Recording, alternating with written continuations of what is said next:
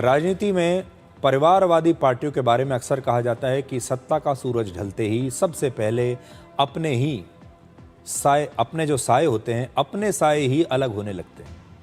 चुनाव हारने के बाद से टीएमसी के कई नेता ममता बनर्जी के खिलाफ लगातार बोल रहे हैं और पार्टी में भी अब आंतरिक कलह लगातार बढ़ती जा रही है। यानी ममता बनर्जी के जो अपने थे वही अब उनका साथ छोड़ रहे हैं।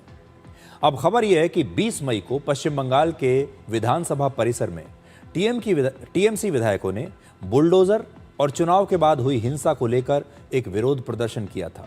लेकिन इस विरोध प्रदर्शन में टीएमसी के 80 विधायकों में से सिर्फ 34 विधायक ही पहुंचे, जबकि 46 विधायकों ने इस विरोध प्रदर्शन में हिस्सा ही नहीं लिया। इस विरोध प्रदर्शन में मदन मित्रा और विधानसभा के पूर्व स्पीकर विमान बंदोपाध्याय सहित कई बड़े नेता पहुंचे ही नहीं। और ऐसा माना जा रहा है कि ये 46 विधायक अभिषेक बनर्जी के पार्टी नेतृत्व के खिलाफ हैं। उन्हें अभिषेक बनर्जी से बड़ी शिकायत है। चुनाव हारने के बाद ममता बनर्जी ने यह संकेत दिया था कि टीएमसी का नेतृत्व अब उनके भतीजे अभिषेक बनर्जी संभालेंगे। टीएमसी अब इस मामले में कहती है कि ये विधायक जो वहां पर पहुंचे नहीं, ये चुनाव में के बाद हुई हिंसा की वजह से अपने अपने विधानसभा क्षेत्रों में चले गए थे, इसीलिए वो इस विरोध प्रदर्शन में नहीं पहुंच पाए, क्योंकि ये अपनी अपनी कॉन्स्टिट्यूएंसीज में व्यस्त थे। आपको याद होगा, इससे पहले 4 मई को भी चुनाव नतीजों के बाद जब पहली बार ममता बनर्जी ने टीएमसी के नए चुने हुए विधायकों के साथ बैठक बुलाई, तो उस समय भी 80 में से 70 विधायक ही इस बैठक में पहुंचे थे।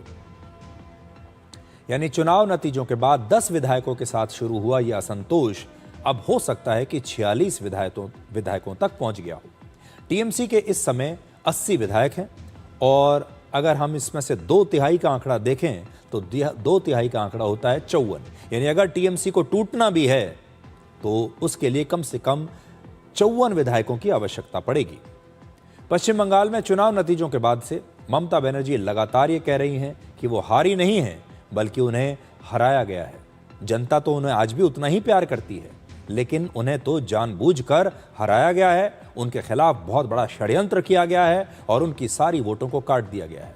लेकिन अब चुनाव आयोग ने उनकी अपनी कॉन्स्टिट्यूएंसी भवानीपुर में वोटिंग को लेकर जो आंकड़े जारी किए हैं, उनका विश्लेषण करने से पता चलता है कि ममता बनर्जी के खिलाफ उनके अपने ही क्षेत्र में लोगों में कितना गुस्सा था और कितनी नाराजगी थी।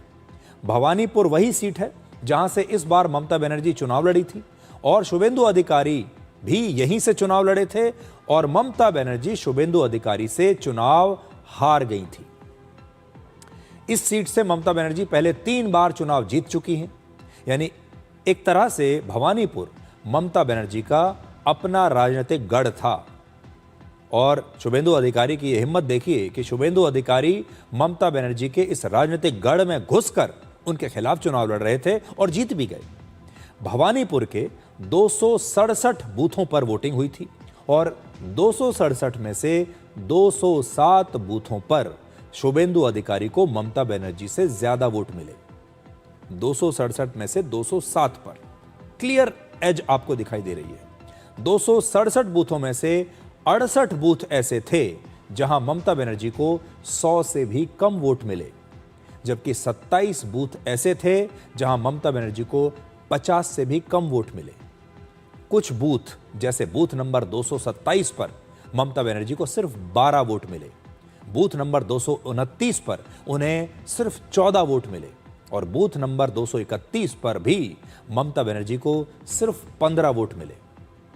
कुछ बूथों पर शुभेंदु अधिकारी को भी कम वोट मिले हैं।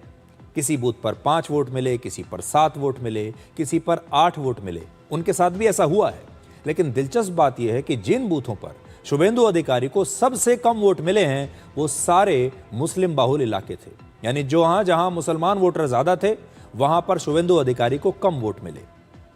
इसका यह मतलब भी है कि भवानीपुर के हिंदू वोटर्स ने एकजुट होकर ममता बनर्जी के खिलाफ वोट डाला और एक तरह से ममता बनर्जी का वोट बैंक सिर्फ मुसलमानों तक सिमट कर रह गया और सारे के सारे जो हिंदू थे इस बार वो कंसोलिडेट हो गए। उन्होंने मिलकर ममता बनर्जी को सत्ता से बाहर कर दिया। तो ये है ममता बनर्जी के खिलाफ वहां के लोगों का गुस्सा। और ये गुस्सा अचानक नहीं आया था। बड़ी बात यह है कि जब लोग सत्ता में होते हैं तो उनको जमीन पर पैदा हो रहे अपने खिलाफ गुस्से के बारे में पता ही नहीं चलता, क्योंकि उनके आसपास के जो लोग होते हैं वो कभी जनता के मूड को उन्हें बताते नहीं।